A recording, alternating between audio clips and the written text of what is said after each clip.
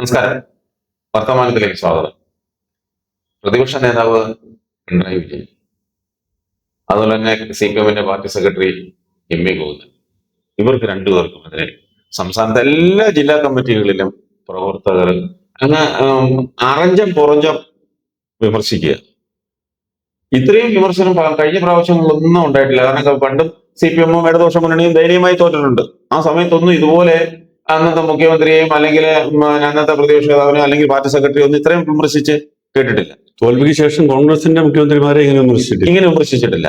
ഇത് കഴിഞ്ഞ 10 വർഷം ഇദ്ദേഹം മുഖ്യമന്ത്രി ആയിരുന്നു, അതിന്റെ ഇരട്ടിയായി ഇപ്പോൾ വിമർശനം കേൾക്കുന്നത്. അതിനെങ്ങനെ നമുക്ക് നോക്കിക്കാണാൻ പറ്റും? അത് സത്യം പറഞ്ഞു കഴിഞ്ഞാല് ഞാനും അത് തന്നെ മനസ്സിൽ ചിന്തിക്കുകയായിരുന്നു. ഒരു മനുഷ്യന്റെ ഉയർച്ചയും താഴ്ചയും ഇത്രയും ദയനീയമായ അവസ്ഥയിൽ കാണേണ്ട ഒരു സാഹചര്യം അടുത്ത ഉണ്ടായിട്ടില്ല. ഇത്രയും വലിയ മുഖ്യമന്ത്രി ആയെന്നുള്ളതിലല്ല, പുള്ളി ഒരു ചക്രവർത്തിയെ പോലെയാണ് 10 വർഷം ഇക്കാലത്തിൽ ഭരിച്ചത്. ആ മനുഷ്യന് ഇന്നിപ്പം പ്രതിപക്ഷ നേതൃസ്ഥാനത്ത് ഇരിക്കുന്നത് പോലും ഇത്രയും കാലം ഞാൻ 10 വർഷം അടക്കി പിടിച്ചിരിക്കുകയായിരുന്നു ജനവേ. ഇതാണ് ഞാൻ പറയുന്നത്, സ്വാതന്ത്ര്യം കൊടുത്തില്ലെങ്കിൽ വരുന്ന പ്രശ്നം ആളുകൾക്ക്. ഇത്രയും വർഷത്തെ ദേഷ്യം മുഴുവൻ ജനം ഇപ്പം അങ്ങ് അഴിച്ചു വിട്ടിരിക്കുകയാണ്.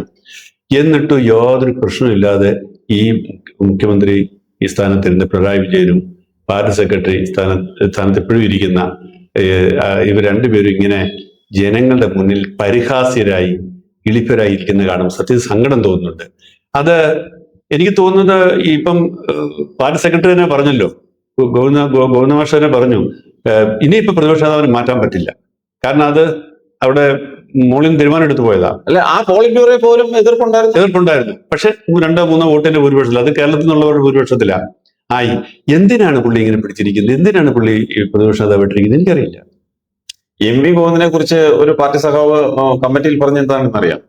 ബ്രാഞ്ച് സെക്രട്ടറിയുടെ പോലെ ഏറ്റവും CPM ഘടന അനുസരിച്ച് ഏറ്റവും താഴെയുള്ള പാർട്ടി ഭാരവാഹിത്വമാണ് ബ്രാഞ്ച് സെക്രട്ടറി. ഈ ബ്രാഞ്ച് സെക്രട്ടറിയുടെ പോലും നിലവാരമില്ലെന്നൊരു പാർട്ടിയുടെ സംസ്ഥാന സെക്രട്ടറിക്ക് ആലോചിച്ച് നോക്കിക്കേ, എന്തുമാത്രം പിന്നെ ആ ഒരു വികാരം ഇതിലും താഴോട്ട് പറയാനില്ല. പക്ഷെ ഇതിന്റെ ഈ പാർട്ടി ഇനിയിപ്പം മാറേണ്ടതുള്ളൊരു തെളിവായത്. കാരണം എന്തുകൊണ്ട് ഇവർ ഇതുവരെ മിണ്ടാതിരുന്നു? ഒരാള് നമ്മളെപ്പോഴും ചർച്ച ചെയ്യുമ്പോൾ കാര്യമാണ്. അത്രയും നമുക്കറിയാം, ഈ ലോകം മുഴുവൻ ഈ മുഖ്യമന്ത്രിയെ വിമർശിച്ചുകൊണ്ടിരിക്കുകയാണ്. ഈ പാർട്ടിക്കുള്ളിൽ ഇത് പുകയുകയാണ്. ഒരാള് പോലും ഒന്ന് എഴുന്നേറ്റ് നിന്നിട്ട് ഇത് ശരിയല്ല, ഈ രാജാവ് നഗ്നനാണെന്ന് പറയാതിരുന്നത് എന്തുകൊണ്ടാണ്? ഇത് ആദ്യമേ ചൂണ്ടിക്കാണിച്ചിരുന്നെങ്കിൽ രാജാവ് ചിലപ്പോൾ വസ്ത്രം എടുത്ത് കൊടുത്തേനെ, അല്ലേ?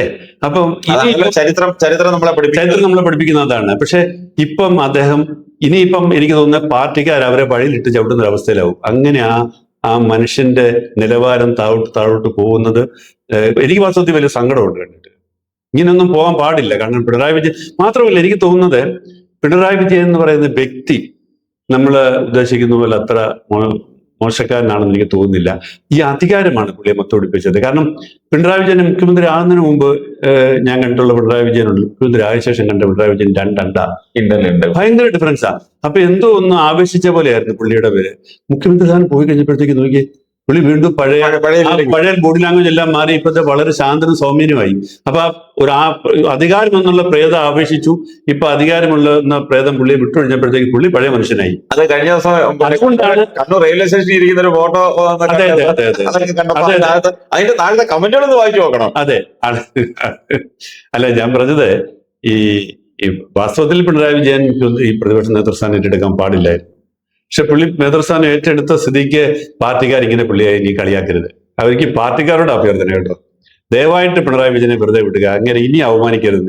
നിങ്ങൾ 10 വർഷം അങ്ങനെ വിമർശിക്കാനുള്ള അവസരം ഉണ്ടായിരുന്നു, നിങ്ങൾ മിണ്ടാതിരുന്നു. ഇനിയും പുള്ളി ഈ പ്രതിപക്ഷ നേതൃസ്ഥാനം ഏറ്റെടുക്കത്തപ്പോഴും നിങ്ങൾക്കൊന്നും ചെയ്യാൻ പറ്റിയില്ല, അതും തടയാൻ പറ്റിയില്ല. എല്ലാം കഴിഞ്ഞ് അങ്ങനെ പ്രതിപക്ഷ നേതാവായിട്ട് അവിടെ വന്നിരിക്കുമ്പോഴേ നിങ്ങൾ കുറച്ച് CPM അണികളോടാണ് ഞാൻ പറയുന്നത്, CPM എന്നുള്ള പാർട്ടിയുടെ നേതാക്കളോടാണ് ഞാൻ പറയുന്നത്, ഞങ്ങളൊക്കെ നേരത്തെ അദ്ദേഹത്തെ വിമർശിച്ചിട്ടുണ്ട്, ഞങ്ങൾ ഇനി അദ്ദേഹത്തെ വിമർശിക്കുന്നില്ല. കാരണം അദ്ദേഹത്തിന് കൊടുക്കാവുന്നതിന്റെ മാക്സിമം വിമർശനം കഴിഞ്ഞു. അദ്ദേഹത്തിന് കൊടുത്ത ഏറ്റവും വലിയ വിമർശനം എന്ന് പറഞ്ഞാൽ ജനവിധിയാണ്. ജനം വിധി എഴുതിയതാണ് അദ്ദേഹത്തിനെതിരായിട്ടുള്ള ഏറ്റവും വലിയ വിമർശനം, അദ്ദേഹത്തിന് കൊടുക്കാവുന്ന ഏറ്റവും വലിയ ശിക്ഷയും. ഇനിയും പ്രിയപ്പെട്ട CPM അണികളെ, പ്രിയപ്പെട്ട CPM നേതാക്കളെ, നിങ്ങൾ ദയവായി പിണറായി വിജയനെ വെറുതെ വിശ്വസിക്കരുത്. നിങ്ങളുടെ പാർട്ടിയുടെ മാനം രക്ഷിക്കാൻ വേണ്ടി അദ്ദേഹത്തെ വെറുതെ വിടുക. അദ്ദേഹം അവിടെ പ്രതിപക്ഷ നേതാവായിട്ട് ഇരുന്നോട്ടെ. അദ്ദേഹം അവിടെ ഇരുന്നുകൊണ്ട് തനിക്കെതിരെ വരുന്ന ആക്രമണങ്ങളുടെ കൂരമ്പുകൾ അദ്ദേഹം നേരിടട്ടെ. അത് മറ്റാരും നേരിടുന്നത് അദ്ദേഹത്തിന് ഇഷ്ടമല്ലായിരിക്കും. അതുകൊണ്ട് അദ്ദേഹത്തെ അവിടെ ഇരിക്കാൻ അനുവദിക്കുക എന്നാണ് എനിക്ക് പറയാനുള്ളത്. ഇതൊക്കെ പിന്നെ കാണുമ്പോൾ കേൾക്കുമ്പോൾ നമ്മള് പിന്നെ നമുക്ക് ഉറപ്പിക്കാം ഒരു പ്രാവശ്യം PV അൻവർ ഇറങ്ങിപ്പോകാൻ നേരത്ത് PV അൻവർ ഉയർത്തിയ കുറേ കാര്യങ്ങളുണ്ട്. അപ്പൊ അതൊക്കെ വളരെ ശരിയാണെന്ന് നമുക്കിപ്പം എല്ലാം ശരിയല്ലെങ്കിലും കുറെ കാര്യങ്ങളൊക്കെ ശരിയാണ്. ആ. PV അൻവറിനെ ഞാൻ അല്ല അത് വേറെ ചെയ്യുന്നില്ല. അത് വേറെ. പക്ഷേ ചില ആ, ആ, ആ, ആരോപണങ്ങൾ പ്രിയരായ ആൾക്കാരും പറയുന്ന സത്യങ്ങളാണ്.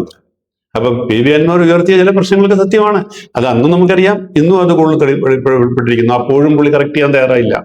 ഇത് യഥാർത്ഥത്തിൽ പിന്നെ ഭരണത്തിൽ ഇരിക്കുമ്പോൾ ആ ഭരണത്തിന് നേതൃത്വം കൊടുക്കുന്ന മുഖ്യമന്ത്രിയെ ശാസിക്കേണ്ടതും മുഖ്യമന്ത്രി നേർവഴിക്ക് നടത്തേണ്ടതും പാർട്ടി സെക്രട്ടറിയാണ്. അതേസമയം കോടിയേരി ആയിരുന്നപ്പോൾ ആദ്യത്തെ 1ാം പിണറായി സർക്കാരിന്റെ കാലത്ത് കോടിയേരി സെക്രട്ടറി ആയിരുന്നു.